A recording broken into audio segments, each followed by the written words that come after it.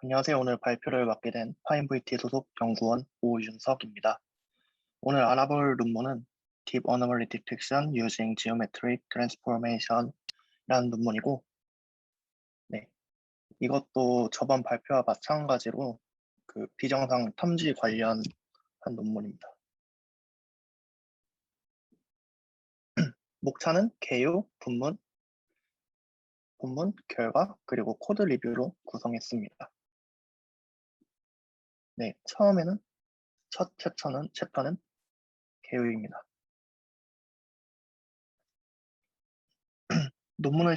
논문 리뷰를 시작하기 전에 간단하게 셀프 슈퍼바이즈드 러닝에 대해서 설명하겠습니다. 컴퓨터 비전 분야에 있어 대부분의 딥러닝 기법들은 슈퍼바이즈드 러닝 기반으로 학습을 진행합니다. 슈퍼바이즈드 러닝은 데이터 관리와 모델 선정을 적절하게 조정하면 매우 좋은 성능을 도출할 수 있습니다. 하지만 슈퍼바이즈드 러닝 학습 진행 시 모든 학습 데이터는 라벨이 매핑되어 있어야 하고 많은 시간과 노동이 필요하게 됩니다. 따라서 이러한 단점을 보완하고자 언슈퍼바이즈드 러닝과 같은 새로운 기법들이 활발하게 연구되어 가고 있습니다. 셀프 슈퍼바이즈드 러닝은 언슈퍼바이즈드 러닝의 하위 분류에 속한다고는 하는데 아직 이것에 대한 의견은 많이 갈리고 있습니다. 셀프 슈퍼바이즈드 러닝, 즉 자기지도 학습은 이름의 의미와 같이 언라벨리드 데이터만 사용하여 스스로 학습을 진행합니다. 셀프 슈퍼바이즈 러닝을 간단하게 요약을 하자면 이미지의 하이어 레벨의 시멘틱한 정보를 잘 이해할 수 있도록 유저가 직접 문제를 만들고 이 문제들을 통해 시멘틱한 정보를 학습하는 것이 자기지도 학습의 핵심입니다. 여기서 유저가 창작한 문제를 프리텍스트 태스크라고 부르고 프리텍스트 태스크를 풀면서 얻어진 피처들은 다운스트림 태스크로 트랜스퍼 러닝을 할 때 사용됩니다. 즉, 셀프 슈퍼바이즈 러닝으로 풀 트레이닝을 진행한 후 가중치를 고정시켜 원래의 모델에 트랜스퍼 러닝을 도입하는 방법입니다. 이렇게 설명하면 이해가 잘 안 될 수 있으니 지금까지 나왔던 대표적인 프리텍스트 기법들의 논문을 가볍게 살펴보며 설명하겠습니다. 첫 번째 프리텍스트 방법은 이그젬플러입니다. 96 by 96 이미지로부터 오브젝트가 존재할 것 같은 영역인 ROI를 32 by 32로 크롭해줍니다. 네. 이를 시드 패치라고 부르고 이는 한 개의 클래스를 의미하게 됩니다. 이런 식으로 오른쪽에 트랜스레이션, 스케일링 등과 같이 트랜스포메이션들을 이용하여 시드의 개수를 부풀립니다. 결과적으로 이를 통해 나온 같은 이미지상의 여러 시드들은 같은 클래스로 분류합니다. 예를 들어 이미지넷을 사용하게 된다면 이미지가 약 100만 장으로 클래스 또한 100만 개가 됩니다.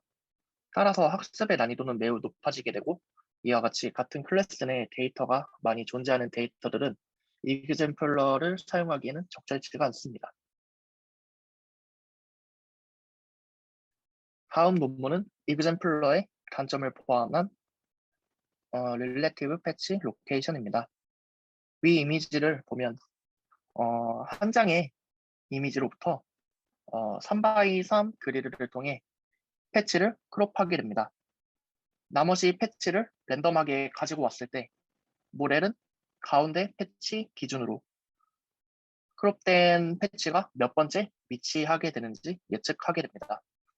위 예시 이미지는 8개의 클래스를 구별하는 문제라고 보시면 됩니다. 이미지를 보면 사람도 풀기 힘든 정도의 난이도입니다. 하지만 딥러닝을 통해 컴퓨터가 학습하게 된다면 이미지에 대한 리프레젠테이션을 더 잘 이해할 수 있기 때문에 성능이 더 좋아질 것이라고 가정합니다. 다음 논문은 이전 논문과 마찬가지로 어느 정도 간격을 조금씩 두어 9개의 패치를 크롭한 후 랜덤하게 퍼뮤테이션 하여 원래 퍼뮤테이션으로부터 만들었었는지 예측하게 하는 학습을 진행합니다. 하지만 원래 9개의 패치는 총 9팩토리얼 개의 퍼뮤테이션을 갖기 때문에 현실적으로는 학습이 불가능합니다. 따라서 논문에서는 100개의 미리 정의된 퍼뮤테이션만 사용합니다. 따라서 아웃풋은 100차원의 벡터 중 어느 퍼뮤테이션을 사용하였는지 예측을 하게 됩니다. 마지막으로 알아볼 논문은 원본 이미지로부터 몇 도 정도 로테이션 되었는지 예측하는 프리텍스트입니다. 클래스는 0도, 90도, 180도, 270도로 나누어집니다. 이 논문의 저자는 원래 이미지로부터 로테이션이 얼마나 되었는지 예측하게 된다면 이미지에 대한 캐노니컬 오리엔테이션을 잘 이해하게 되고 이를 배우게 되면 이미지의 전반적인 리프레젠테이션을 알 수 있을 것이라고 합니다. 네, 다음은 논문 본 내용입니다. 우선 해당 논문은 이미지의 지오메트릭 트랜스포메이션을 이용한 셀프 슈퍼바이즈드 러닝 기반 어노멀리 디텍션 방법론입니다. 인풋 이미지를 플리핑, 로테이션과 같은 트랜스포메이션을 통해 셀프 라벨을 매핑한 후 일반적인 클래시파이어를 학습시키고 이를 통한 클래시파이어 스코어로부터 정상, 비정상 여부를 판단합니다. 해당 논문의 노티베이션은 정상 데이터에 어떤 트랜스포메이션을 적용하였는지에 대해 클래시파이어가 학습을 하게 된다면 정상 데이터에 해당하는 공통적인 피처를 얻을 수 있게 된다는 것으로부터 시작하였습니다. 문제의 정의에 대해 설명해 드리겠습니다. 수식에서 키의 의미는 전체의 데이터 집합을 의미합니다. 우선 노멀로 정의된 데이터 집합 X와 정상으로 판단된 비정상 데이터의 비율을 의미하는 top2 에러라는 제약 조건이 있을 때 정상이라고 판단한 비정상 데이터의 비율인 FP를 최소화하는 HX를 학습하고 싶은 문제입니다. 여기서 만약에 X가 정상적인 데이터라면 H 함수의 값은 1로 도출이 되고 비정상이면 0이 됩니다. 논문에서는 탑1 에러와 탑2 에러의 트레이드 오프를 조절하기 위해 스컬링 함수인 ns 함수를 고안하여 다음과 같이 hs 함수의 값을 결정합니다. ns 값이 높을수록 정상의 가능성이 높다는 걸 의미합니다. 논문에서는 hs 함수보다는 ns 함수를 더 잘 구하는 것에 집중을 하고 여기 보이는 람다 값에 따라 성능이 달라지므로 AU와 ROC를 기준으로 성능을 측정하게 됩니다. 앞서 설명드린 NS 함수를 기준으로 학습을 하기 위해서는 전체 학습 데이터셋 S타우에 해당하는 트랜스포메이션을 적용시킵니다.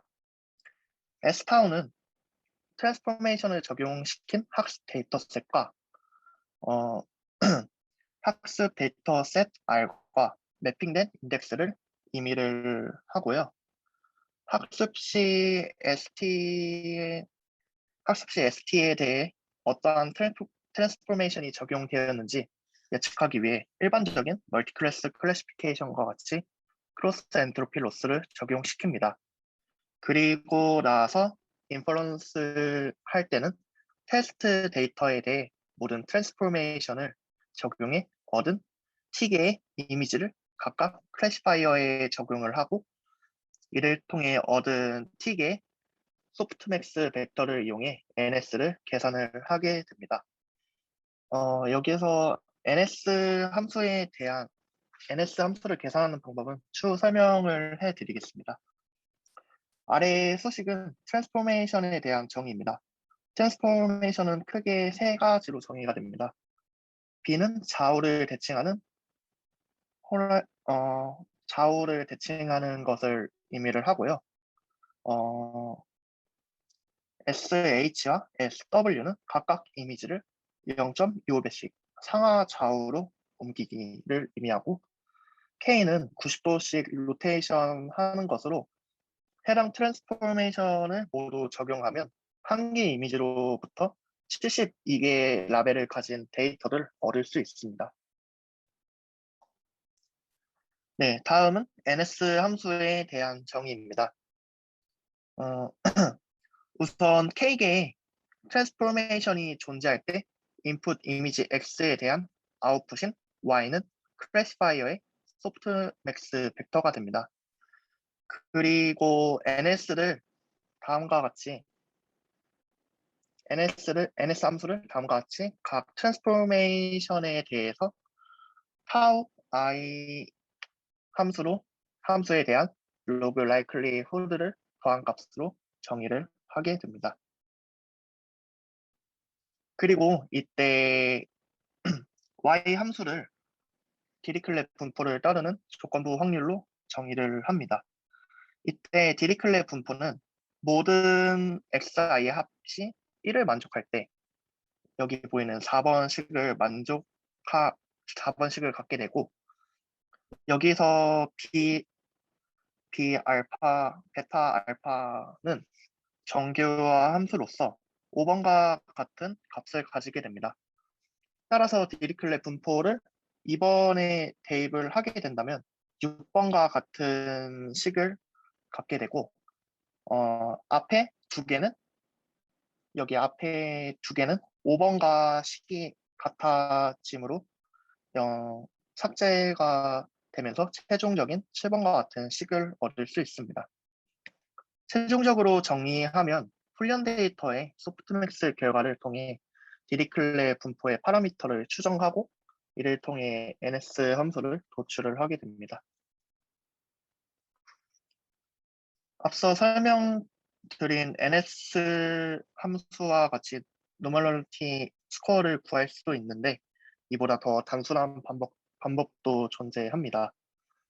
우선 각 이미지에 72가지 트랜스포메이션을 적용을 하고 이를 모델에 넣어서 어떤 트랜스폼을 적용했는지 MSE 함수나 아니면 크로스 엔트로피를 이용하여 학습을 진행합니다.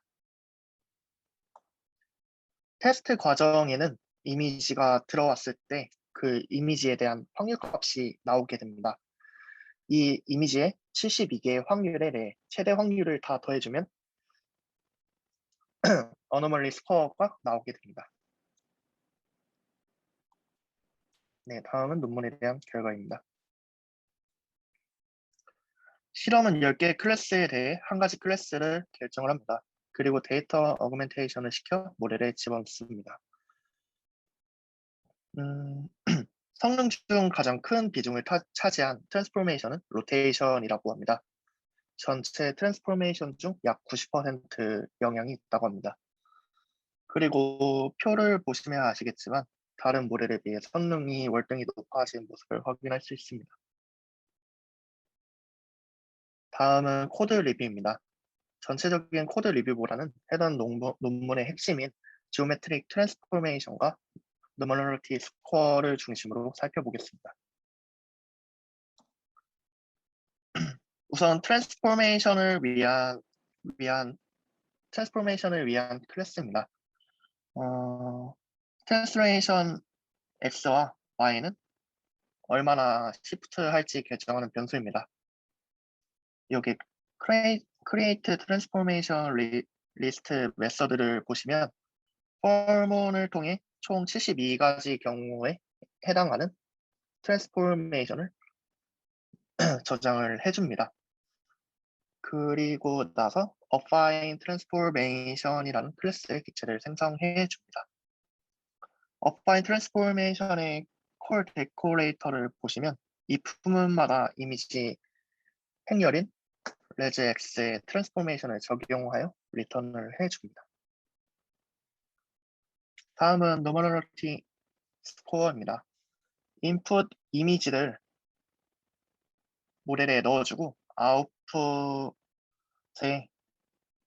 로그를 취해 로그 p 햇으로 만들어줍니다. 그리고 나서 아웃풋을 통해 알파 썸을 구하게 되고 이를 평균으로 나누어서 알파 값을 구해줍니다. 그 픽스드 포인트 디리클레 MLE 함수를 통해서 최종적인 알파 값을 구한 후 이를 통해 너머널리티 스코어를 구함으로써 최종적인 MS 함수를 구할 수 있습니다. 네, 코드 구현에는 시간이 약간 다소 부족해서 테스트 코드까지는 작성하지 못했습니다. 네, 이는 하지만 트레이닝 진행을 해봤는데 에코를 10번까지 돌린 결과 학습이 잘 된 모습을 보실 수 있습니다. 원래는 에폭을 30번까지 돌렸는데 10 후반에서 20 사이에서 오버피팅이 발생해가지고 네, 에폭은 10번만 지정해서 돌리게 되었습니다. 네, 감사합니다.